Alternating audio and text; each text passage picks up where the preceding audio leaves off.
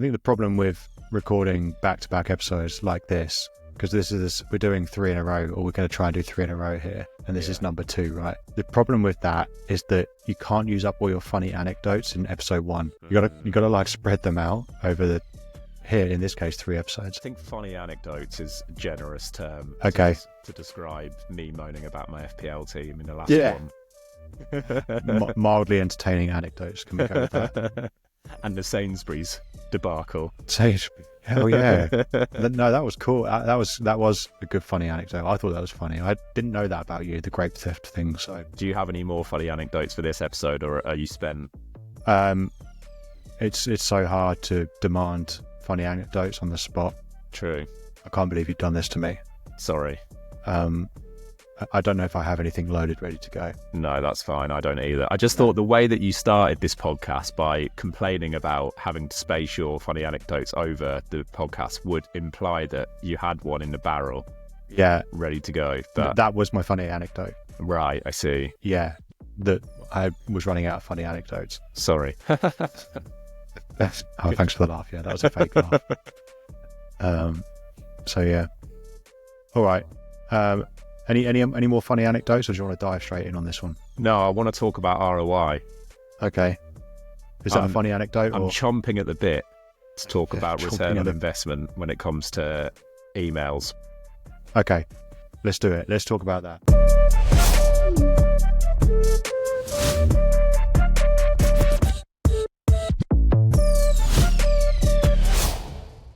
Okay, so ROI for email marketing. And firstly, let's just specify what we're talking about when we're talking about email marketing. I think that's the most important thing. My feeling is, I didn't really know when I said that whether that was a question to you or if that was just a statement. Oh, sorry. I thought you were doing a self-setup. No, I wasn't. Well, I didn't know what I was doing, to be fair. I just said it and then it hung there. I think what we're talking about is opted in. Well, I know what we're talking about. Opted in email marketing. We're talking about newsletters. We're talking about CRM.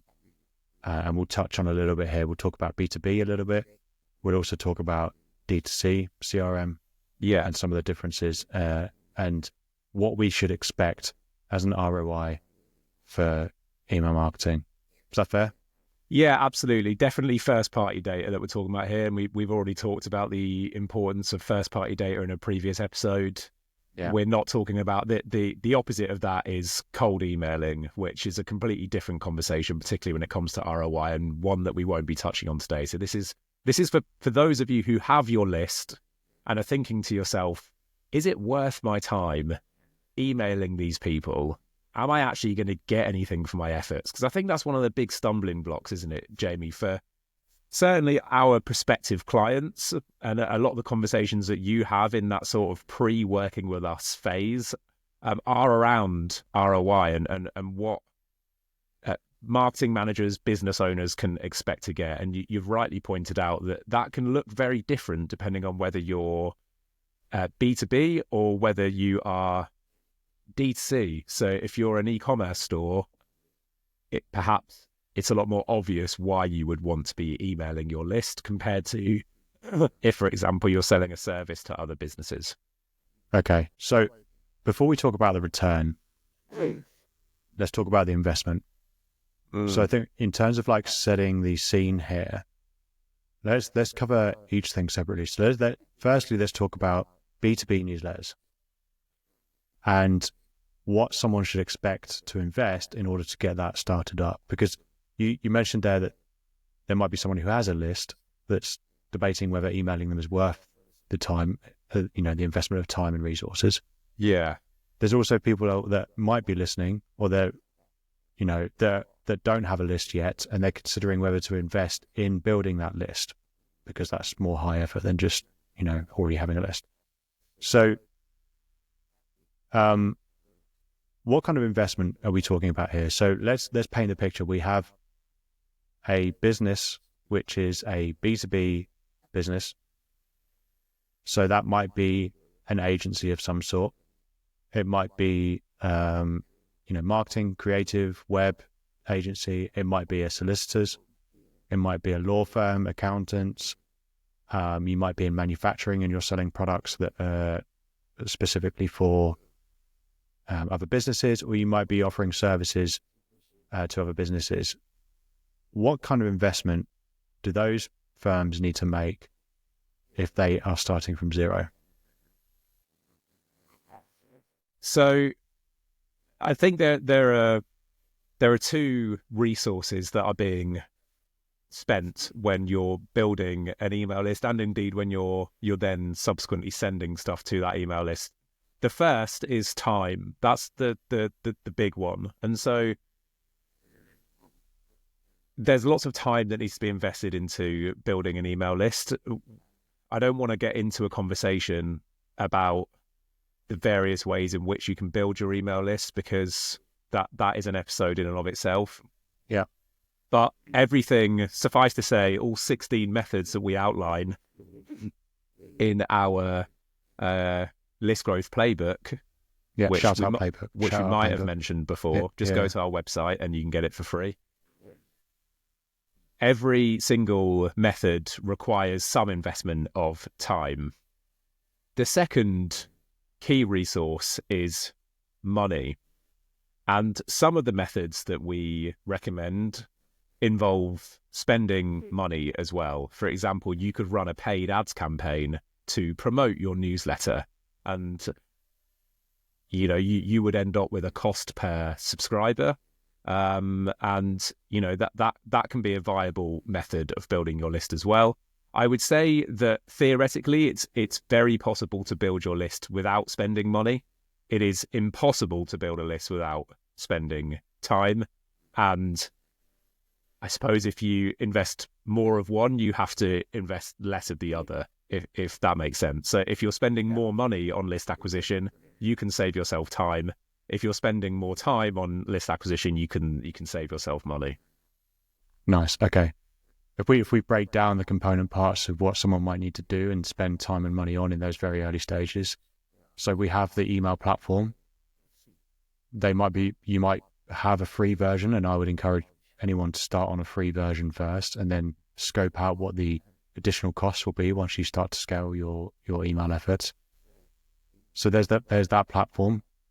And I'm guessing, after the free version, you might be spending, I don't know, £30 a month or something for, a half decent platform, which will then scale with the amount of contacts that you're sending and the amount of emails that you're sending to him.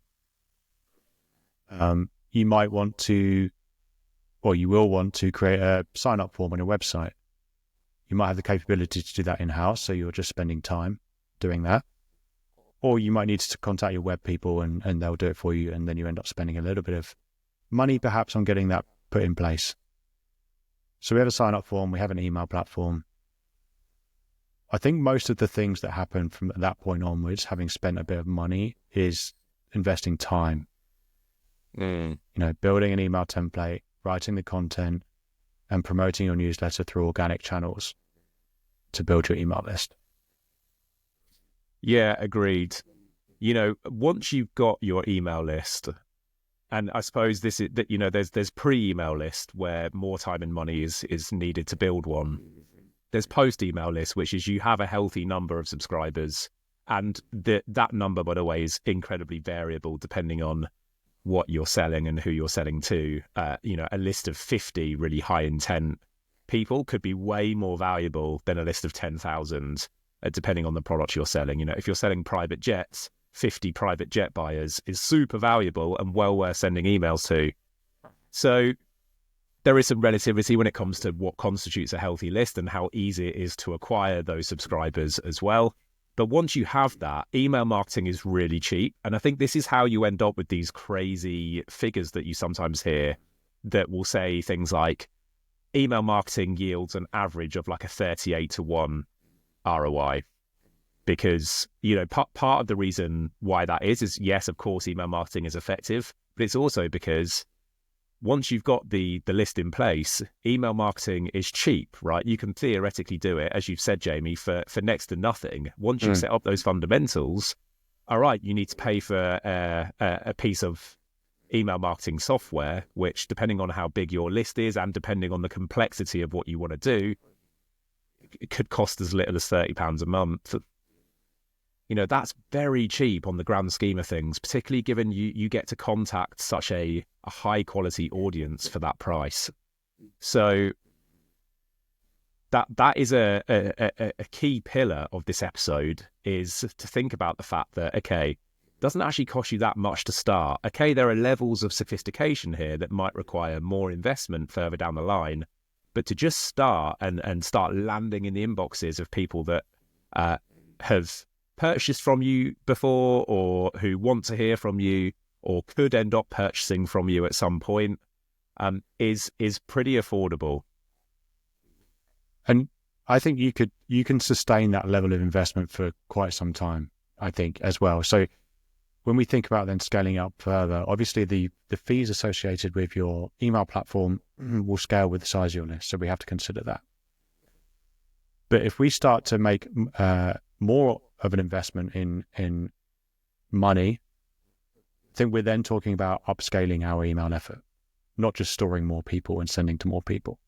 So when we start to think about, okay, well, we want to add in some more advanced kind of CRM stuff here. And I would say, if you have the time and money to invest in it, getting those fundamentals in place earlier is a good idea. If you want to kind of grow into your email efforts, wait until you've got 2,000, 3,000, or, somewhere between 2,000 and 5,000 people on your list, and then start to think about, okay, well, now I'm seeing some traction with this. I want to upscale it, increase my investment, and start to put in some CRM elements where, I'm thinking about how people are entering my email lists in different ways. And so I want to tailor their experience with my newsletter based on that.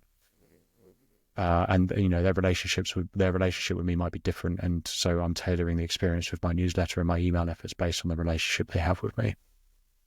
Yeah, really, that level of sophistication is a judgment call that needs to be made by you, because it's all well and good us saying, and I like it, Jamie, because you've given something objective there, which is 2,000 to 5,000. I'd say that's a good number for most businesses, particularly in the B2B space.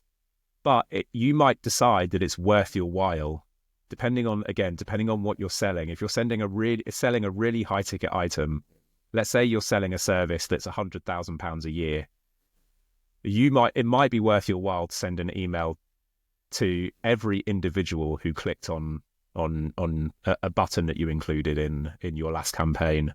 That might only be 5 people, but depending on what you're selling, depending on who those 5 are, you might think, actually, I'm going to follow up with each one of these personally. And so that level of sophistication, yes, 2,000 to 5,000 is when we can start seriously talking about segments and high quality testing and all of that good stuff. But the point that you reach that sort of that point where it's worthwhile for you to invest extra time could be sooner. And it could be sooner. And I think if we think about our email list slightly different, let's frame our email list slightly different, because people might think, okay, well, I've got 100 people on my email list, and that's not very much, and it's not really worth writing content for and spending time with. I would challenge that. And if we frame how we think about those 100 people differently, these people have essentially bought a ticket to be on your email list. And the price that they've paid for that ticket is their data and permission to email them. And let's imagine that those 100 people on your list are 100 people stood in a room, and that you have free agency to speak to them about whatever you want. Okay, and so obviously it's not, the message isn't going to be as powerful as if you were stood in a room with those 100 people. But if we picture those 100 people as 100 people stood in a room, all of a sudden, okay, well, now it is worth speaking to 100 people. If I was organising an event and I was on stage and I was saying, okay, well, there's 100 people in the room, I would say, okay, well, this is worth my time speaking to these 100 people. And if we think you said there, 5 people might click on a button out of those 100 people, we have a 5% click rate, which is very, very healthy. Click-through rate would be lower, or higher. Sorry, it would be higher. Yeah, it would be higher, yeah. Unless you've got 100% opens. Yeah, unless you've got 100% opens. Sorry, my maths wasn't mathing there. it would be higher. But if we think about 5 people clicking, okay, then I've delivered my talk in this room to 100 people. And then after the event, 5 people came up to me and spoke to me specifically about what I was speaking about on stage. So people are taking that next step of engagement, involvement with my content or what I've said, and they've shown some intent by coming and talking to me. So obviously the impact of standing in a room, talking to people, and then having 5 people come and talk to you after, the impact of that on your business is much higher than what I'm talking about here. So it is relative, but I think it is helpful to frame, adopt that perspective for our email list and say, well, 100 people are, 100 people is worth talking to. Yeah, I totally agreed. I think that's a really nice way to look at it. And so based on that, your investment, and I think we should move on to the return momentarily, but your investment is a sliding scale based on your the chances of meaningful return, which nicely segues us into return, Jamie, because and this is maybe one of the trickier aspects of selling the service that the Inbox Club does, right? Because we mostly work with businesses in the B2B space, and it's not always obvious what the return is going to be for the business that wants to start sending weekly or monthly newsletters, in the same way that maybe it's more obvious if you're an e-commerce store who wants to start emailing your list. So I suppose my first question for you, Jamie, is when you're having a conversation with a prospective client at the Inbox Club and they say, what am I actually going to get? Like, what is the net result going to be if I send a weekly email to my list? What's your answer? It's a question that I get asked almost every time. I think we talk about some of the key questions that people give us every time we speak to them about newsletters, and send frequency is one of them. And we've talked about some of these before, but what can I expect from the efforts I'm expending? And in the case of engaging us as an agency, the money that I'm spending, what can I expect as a return on that? And it's something that I won't answer.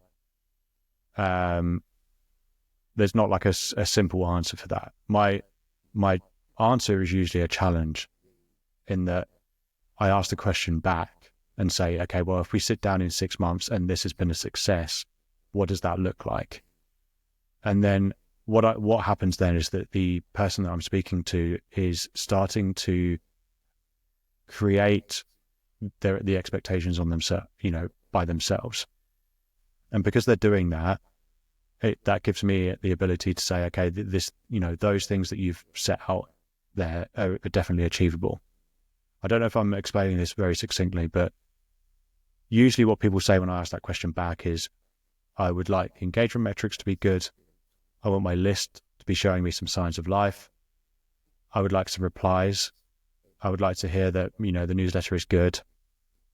And at some point, I would like the newsletter to contribute to the conversion of a client in the next, I don't know, we're talking about a time scale of months and, a year here or whatever. And so a conversation I had yesterday with someone who said, what is the ROI in running a newsletter?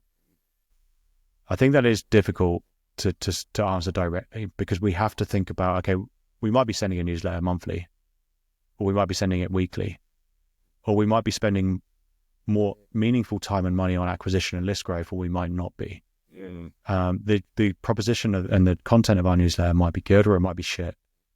The proposition of our business might be good, or it might be shit. So we have to think about all of these things that contributing to what the ROI of a newsletter will be. And what I'm doing here is a very salesman way of not answering the question directly. But I think a very helpful way to frame this is, okay, newsletters and CRM, email marketing, they sit smack bang in the middle to the end of funnel. Okay.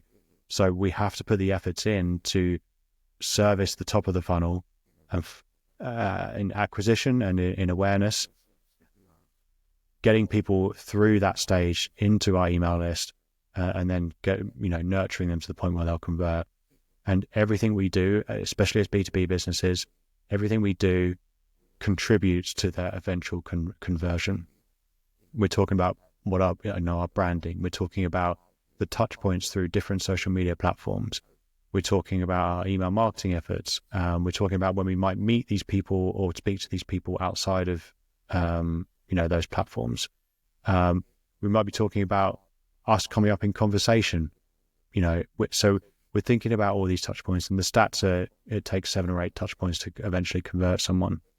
So what we're doing when we're running a newsletter is giving ourselves a much higher chance of ticking off some of those touch points and eventually getting the conversion when that person is in the magical 5% ready to buy B2B buyers. When they are in that space, they know where to come. That's my salesman answer to what can I expect as an ROI. Yeah, that's nice. No, I like it. And I think there's a few things that you've touched on there that I'd like to unpack.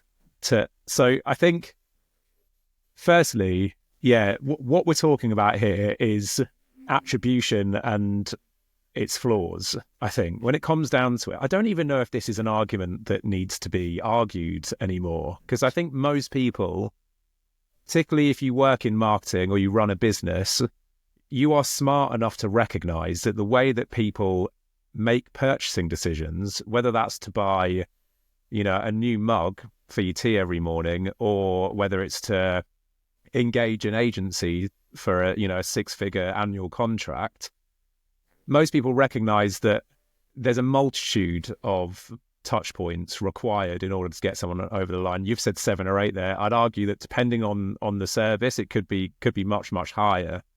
And that actually you need something akin to a relationship with the organization you want to buy from.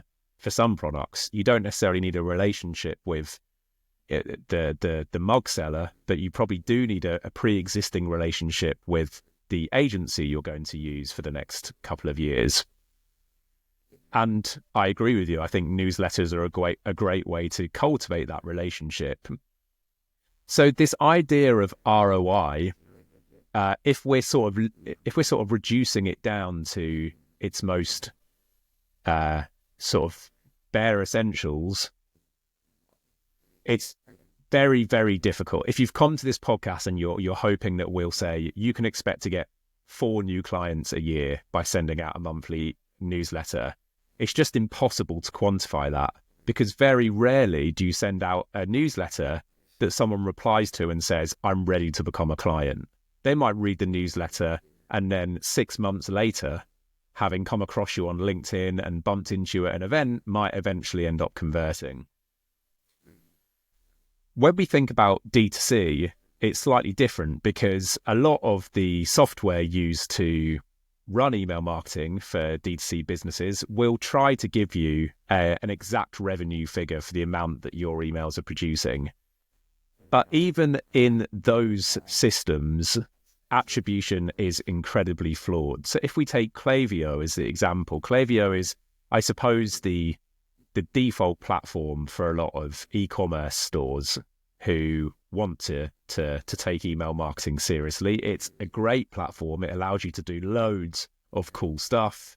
But Klaviyo's default attribution is a 5-day window from an open or a click. So just to give you a real world example of that, Jamie, if I send out an email on day 1 and someone opens it on day 2 and then goes on our social media, speaks to a friend about the brand, etc., and ends up buying on day 5, Klaviyo gets that attribution, even though there are various other things that happened in between them opening the email and going on to make the purchase. So even Klaviyo, for all of its email science, is a relatively flawed system and doesn't necessarily factor in the weird and wonderful ways in which people buy products these days. People look at reviews, people go to TripAdvisor, or they go to, they look at testimonials, they speak to their friends, all of these things that are untrackable for the most part. So yes, it's incredibly difficult to measure a direct ROI, which is why, Jamie, going back to your politician's answer, about what you would say to a prospective client, I think you're bang on, because ultimately we do have to look at the softer stuff. We have to look at email as one part of a mosaic of ways in which someone might end up buying. And I suppose our argument as email marketers is that the particular tile of email marketing is maybe slightly bigger than some of the others, and it contributes more meaningfully to the overall picture. Yeah.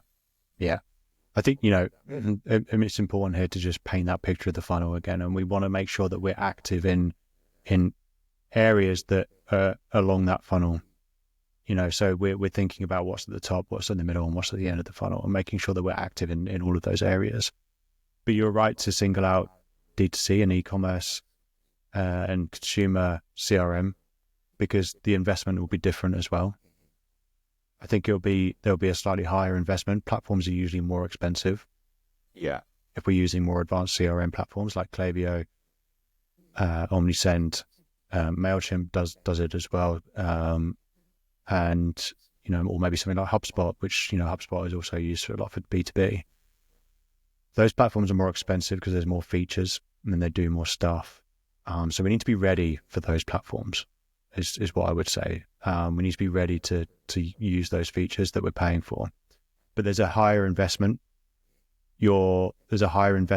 Perhaps I would argue people that are doing D2C email marketing efforts are probably more likely to engage an agency as well, because it's more complicated, it's more convoluted.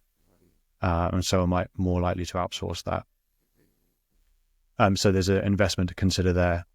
And there's more pressure on our acquisition channels in D2C because our sales value is lower, and we rely on more sales than, higher ticket B2B businesses. And so there's more pressure required and more investment required on our acquisition channels, say paid media, organic social media, and, what PR, whatever it is you're doing at the awareness stage. And because you need the list growth to justify the investment. So it's a different playing field. When we're talking about D2C, e-commerce and consumer-facing CRM, and B2B newsletters and CRM, it's a different playing field. The investments are different, and the return is definitely more trackable when it comes to D2C. Any work that we do in e-commerce, D2C, is there's more pressure on demonstrating a return on investment. Is that fair to say? Absolutely. Well, one thing that's definitely worth noting as well is that we've talked about that sort of softer return. There is it may be that you can't necessarily attribute email as the direct reason why you've won a new client, but there are still more concrete metrics we can look at when it comes to ROI, even in the B2B space.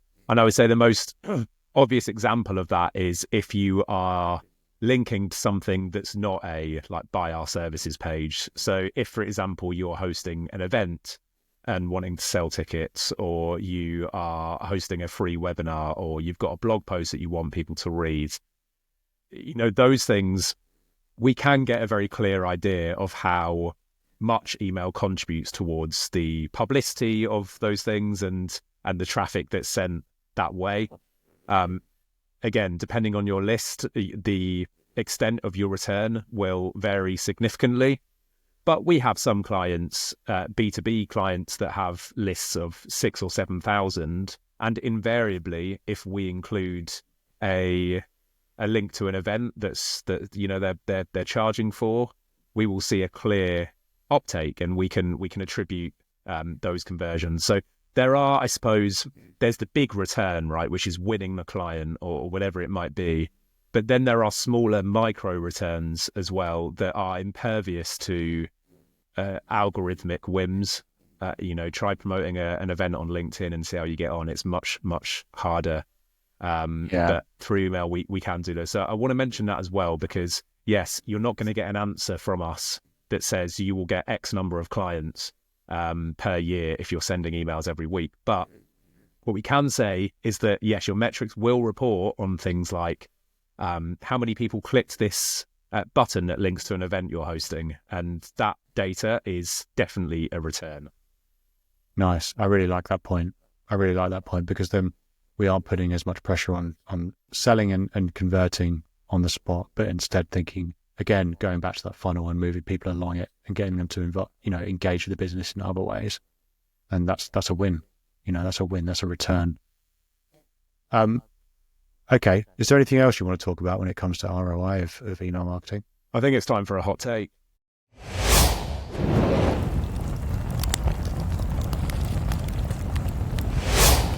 Hot take. Do you know what? I nearly forgot again. I've got to remember. It's a good job I'm here, man. I know. Honestly. It is a good job. Otherwise, it would just be me talking to the camera for half an hour. I mean, I'd watch it. Yeah. That's why I subscribe to your OnlyFans. So. Yeah. Okay, hot take. So, have you got one loaded? No. Okay, good. Have you? I think the hot take is like, we don't plan them beforehand, because we figure if we've been talking about a subject for about 20, 25 minutes, that a hot take will present itself by virtue of having spoken about the subject for 20, 25 minutes. But it doesn't seem to do that. Okay, whilst you were doing that little ramble, I managed to think of one. Good. That was what I planned that. You bought me some time. Let me just spout some shit for a few seconds, and then James will have a hot take. I'll do mine first then. Okay, my hot take is to stop seeing a return in terms of your ultimate business North Star, and start looking at smaller wins as your return when it comes to email.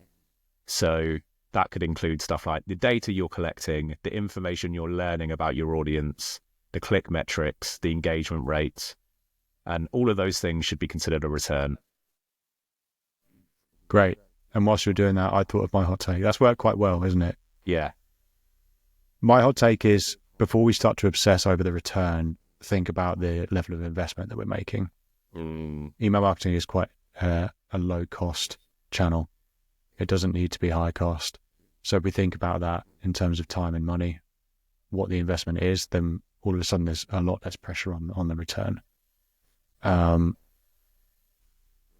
Asterisk, caveat, it's different if you're in e-commerce D2C. Yeah. But still, it's not as expensive a channel as, say, putting ads out there. I like it. Cool. That wasn't very succinct, but I got there. Well, we improv'd, so. We improv'd. Before this episode, we were like, right, let's do this one 25 minutes, but bosh, we'll get it done. We're at 32 and a half. Yeah, we really need to get better at that. But hey, we've still got like another 92 episodes to improve. Yeah. I think this is number 8. So yeah. Yeah, I took a leap there. So I guess 91 now. I just send you the Riverside link every week, and you just turn up and talk about email. That's all it is. Yeah. Correct. I might not even been recording any of these, for all you know. Yeah. Have you even listened to any episodes on like Spotify or anything yet? I mean, only so that I'm eligible to leave a review. Okay, fine. Okay. Speaking of which, please do if you've listened to this. Yeah. As long as it's 5 stars, obviously. 5 stars. Well, please, 5 stars on Spotify. Apparently that really helps. If it's YouTube, then I don't know, like and subscribe. Yeah. I mean, that's what podcasters say. I don't know what the... All right, Mr. Beast, calm down. Yeah.